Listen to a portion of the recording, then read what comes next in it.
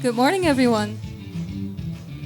My name is Ritzen. I'm manager of data and DevOps at Toyota Motor Europe in Brussels. I'm very excited to be here today at Change Inspire. We like to change at Toyota. We must change at Toyota. Just like any company, we must change to stay relevant. And it's even more urgent for an automotive company in the midst of a climate crisis.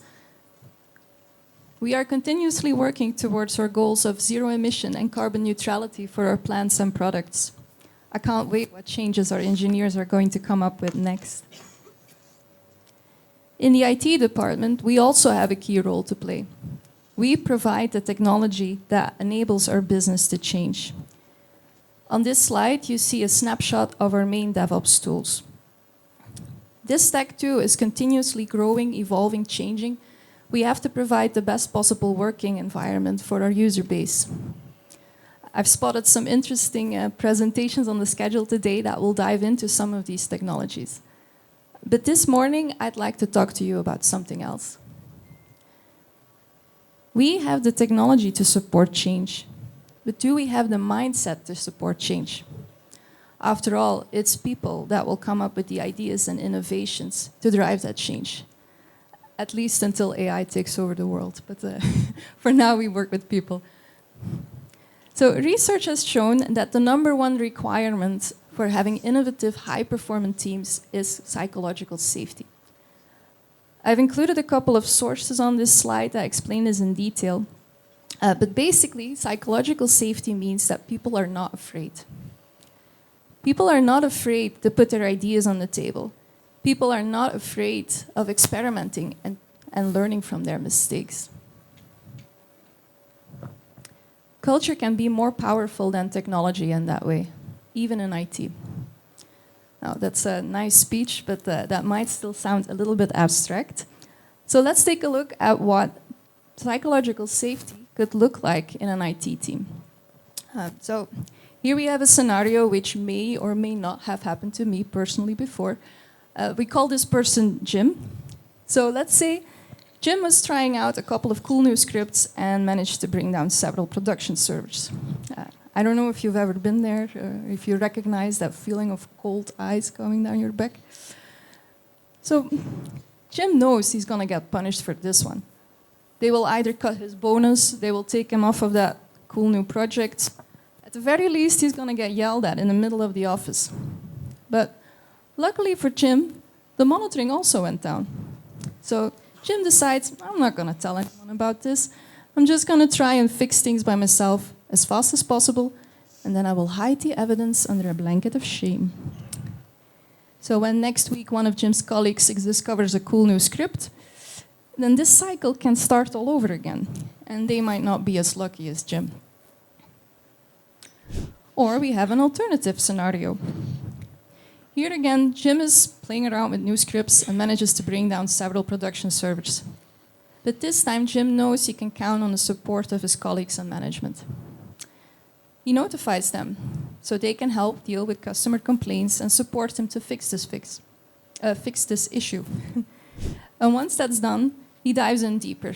So let's take a look why those servers went down and see if we can put in some countermeasures in place to prevent this from happening again. He shares the knowledge with his colleagues. And if next week some of them encounters a new cool script, the knowledge and the guardrails will be in place to prevent this from happening again. So, what would happen in your company? Do you hide problems or do you share problems? From a company point of view, the second scenario is of course preferred. But does your company culture encourage people to act this way? If you know you're going to get blamed for mistakes, you sure as hell aren't going to highlight them. In fact, if you know you're going to get blamed for mistakes, you're not going to risk trying out new things, new ideas, new technologies. Goodbye, innovation.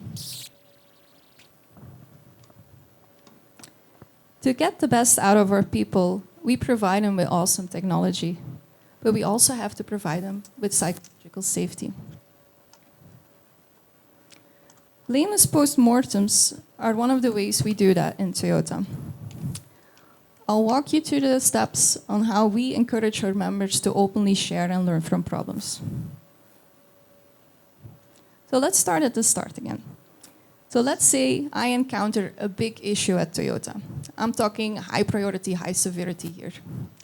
First thing I do is I notify Operations Control Tower.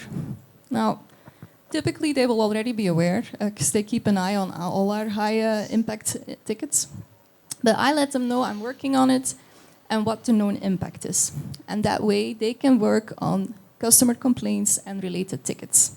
They don't have to chase me to get to know what's up.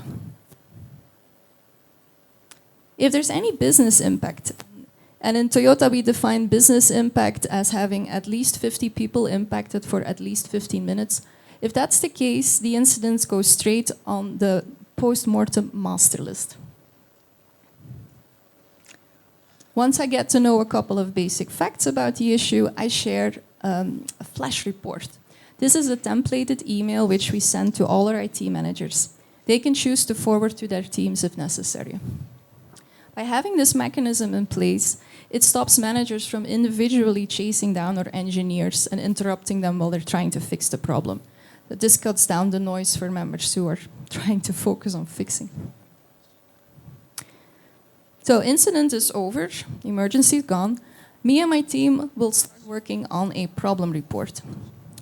In Toyota, we follow a methodology called Toyota Business Practices. That's our way of investigating and solving problems. It's a thing, you can Google it. I don't have time to go into it into detail here, but I will summarize the main steps. So the first one, you gather the basic facts. So most of them will already be in that flash report email. But important to highlight, please also consider the business point of view when you're doing this. A problem might not seem big from a technological point of view, but it could have a big impact on your business. So let's say you have a dashboard that doesn't refresh. Not that big of a technological problem, but it is a big problem if it blocks the data for a VP strategy meeting. Next up, we go into the root cause analysis. Our founder, Sakichi Toyoda, defines this as the 5 whys. Basically, you ask why something happened until you reach the root cause. Now, nowadays, with our complex systems, it often takes more than 5 whys to go to the root cause. And it's also quite common to have more than one root cause for a problem. That's okay. The important thing is to keep going as deep as you can. We also set countermeasures for at least every root cause. A countermeasure's aim is to prevent things from reoccurring. So rebooting the server is probably not a good countermeasure. It's possible to assign countermeasures to different teams. Say the network team, for instance, might need to help out, but it's nice to tell them up front you're going to do this. We also do this with our vendors, by the way. If we have an outage from a cloud provider that impacted us, we will also ask them for a root cause and a countermeasure. One thing I'd like to highlight here is when you're asking why something happened, don't be satisfied stopping at human error. Jim ran a script. That's not a root cause. Why did Jim run that script? Why was it even possible to run that script? Think about it. The countermeasure needs to fix a system. It's not there to fix Jim. So you saw a couple of screenshots here. After the conference, you will receive a template of this problem report and a real-life example in case you'd like to try it out yourself. So my problem report is done. Now I get to present it in front of the entire IT department and all the managers. It can be quite intimidating and sometimes even embarrassing to talk about problems. So at Toyota, we have a couple of rituals to make this as normal as possible. Well, we have a weekly fixed meeting for our postmortems, and members can book their slot on the agenda themselves when they're ready. Remember, we have that master list. So Ops Control Tower knows which teams are meant to present, and they're happy to remind us as well. They are the neutral chair of the meeting. It is open to all our members. Anyone can join. Senior managers are really encouraged to join. And I often ask newcomers to come in and join so they can listen and find out how we work. The subject matter expert is the one that presents the problem report, because they are the one that need to answer any questions or root causes. So we don't send in the manager or the PM or whomever. It has to be them. All the problem reports have the same flow of Toyota business practices, so it's quite easy for us all to keep following. And most important of all, we are there to learn. I will not get criticized for causing an issue. I will get criticized if my problem report is not thorough enough. If that's the case, I'll ask to dig a bit deeper and come back next week to share my findings. Well, I've been involved in post-mortem meetings at Toyota Motor Europe for the last 17 years or so. And I've presented dozens of problems myself. And I've never had to be afraid to get laughed at, to get yelled at, or anything worse. My colleagues and my managers, they all make mistakes too. They present them too. The important thing is that we learn from them. After the meeting, our approved problem reports are shared through ServiceNow. It's readable for the entire company. Operations control towers, they follow up on the countermeasures to make sure that these things get implemented. They have a flashy Power BI dashboard to keep track of statistics. And they also help us to see whether the countermeasure can be applied to other areas as well. And that way we don't just fix a single problem, but we incorporate a standard for our entire group. So that's our methodology. Does it mean that we've perfected this now at Toyota? Oh no. Even after all these years, we still struggle with a couple of things. First thing is our external vendors. We work with a lot of external suppliers in IT, and not all of them share our blameless culture. Sure, they say they do on paper. They sign off on all of our processes, including the blameless postmortems. But we've noticed that certain groups of people are afraid to speak up. They don't like to talk about problems. They definitely don't like to talk about mistakes that they've made, which makes it really difficult to get to the bottom of problems. And then even at Toyota, there are members who see all of this blameless postmortems and problem reports as administrative overhead. They sometimes try to dodge the responsibility just to avoid having to spend time on the investigation and documentation of a problem. It's true, it does take time to do this properly. But the advantage is if you write a problem report, you are also in the driving seat. You get to select the solutions and drive the implementations. That can be quite powerful too. And then one common complaint in our IT department, we talk about problems a lot. We talk about problems every week, and we don't nearly talk about successes as much as that. By always looking for a better way, we sometimes ignore and forget to celebrate what's going well right now. So I personally also would like to learn from our successes a bit more too.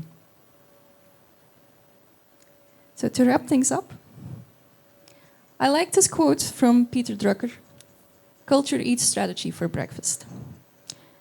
You can put in place a great plan for innovation and change, but if you don't have a company culture embracing learning and psychological safety, your plans will fail. Blameless postmortems are a great way to build that culture. So, here are my top tips. First one, make it normal to talk about failure. It should be part of everyday business. Make it easy for everyone to understand. Everyone makes mistakes, as long as we learn from them. Everyone has to learn from them. Second one, there's a reason why there's a post in postmortems. Allow your engineers the time to fix the issue and have them report on it later. And have the report done by the subject matter expert, not by their superior or their admin monkeys. They're the ones with the expertise, and that can help the learning answer the questions. Third one, a human error is not a root cause.